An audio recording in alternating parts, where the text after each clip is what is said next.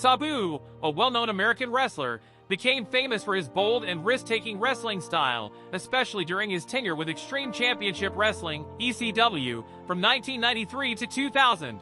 Throughout his wrestling journey, he won 3 major world titles, which included 2 reigns as the ECW World Heavyweight Champion and 1 as the NWA World Heavyweight Champion.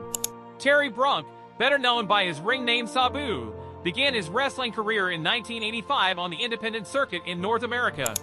He later expanded his reach to Japan, where he competed in major promotions like Frontier Martial Arts Wrestling and New Japan Pro Wrestling, gaining recognition and winning titles in the junior heavyweight category.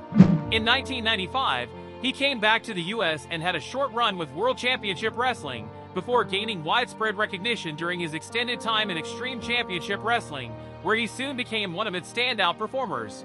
In 1991, wrestling under the name Sabu appeared in several matches for the United States Wrestling Association, engaging in rivalries with Jeff Jarrett and Robert Fuller. Sabu made 3 appearances in the World Wrestling Federation, with one of them being a non-televised victory over Scott Taylor in October 1993, prior to a Monday Night Raw taping. He was also featured as a playable character in several wrestling video games, including ECW Hardcore Revolution, Legends of Wrestling, and Legends of Wrestling 2. He died May 11th. He was 60 years old. No cause was given. It's been an exciting roller coaster with huge high peaks And Dunham! She was a British para-equestrian who proudly represented her country at the Paralympic Games, showcasing her exceptional skill and dedication to the sport of dressage.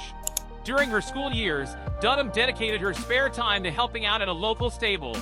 By 16, she was overseeing a yard of 80 horses on weekends.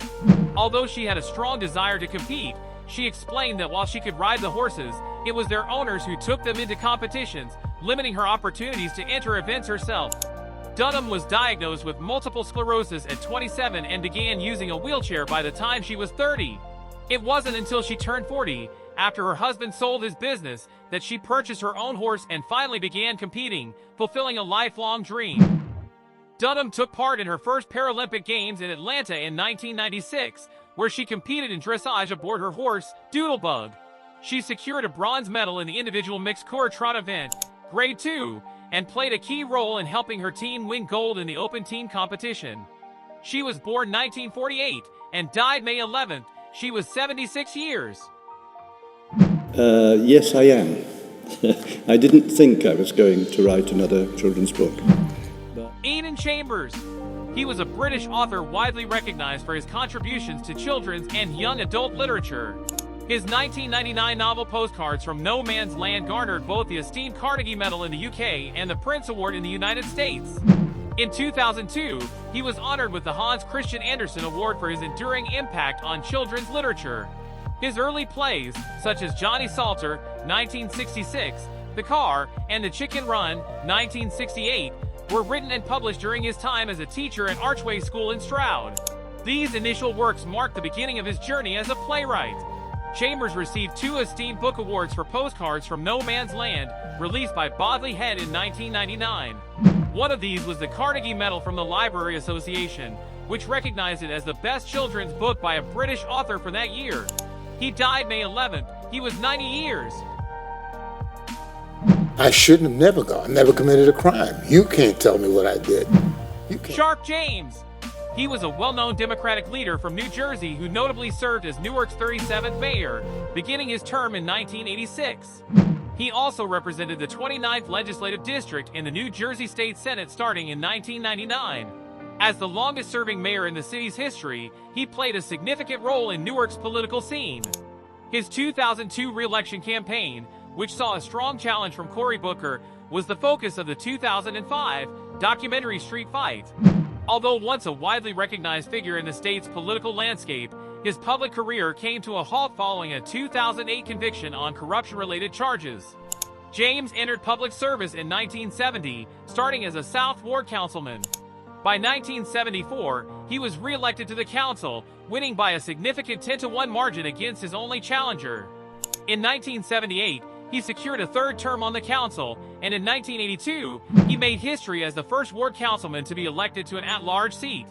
In 2006, James played a pivotal role in advocating for the relocation of the New Jersey Devils to Newark. He died May 11th at a care home in New Jersey. He was 89 years. It's not so much the sugar, it's the perfect I don't stick my face into a bowl of sugar and snort it up. Michael Mosley. He was a British journalist, broadcaster, and author who had a long-standing association with the BBC, beginning in 1985 and continuing until his passing. Known for his work in science communication, he hosted various television programs focused on health, biology, and medicine. He frequently appeared on The One Show, becoming a well-known presence to its regular viewers. Beyond broadcasting, he was a vocal supporter of intermittent fasting and low-carb nutrition, and authored several books highlighting the benefits of the ketogenic diet. Mosley was involved in producing various well-received science programs for television.